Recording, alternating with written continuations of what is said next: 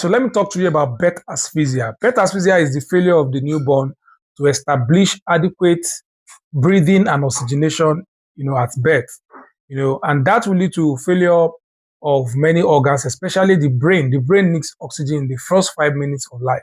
So when the newborn at birth is unable to establish breathing and oxygenation, all right, eventually there will be hypoperfusion.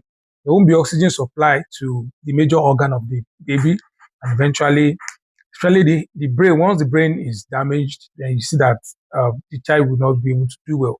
So, and one of the way we know that a child was able to establish good breathing and oxygenation at birth is when they cry very well. So once the baby comes out and first minutes they are up there crying very loud, we are all happy because that baby was able to establish breathing and good oxygenation at birth.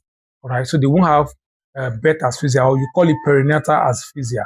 But for babies that are unable to do this, they could have brain damage, they could have other organ damage, and eventually we have asphyxiated babies that you see that many of them are unable to develop well. Many of them could be having convulsions. Many of them will not be able to speak. Some of them cannot even be able to open their mouth.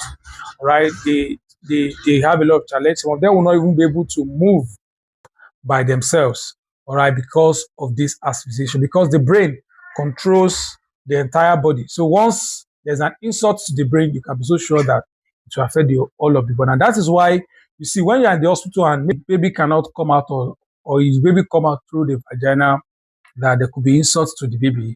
You want to say, let's go for cesarean section as soon as possible, right? Because sometimes it's not about forcing the baby out of the vagina, but what is the quality of the baby that is being delivered per vagina.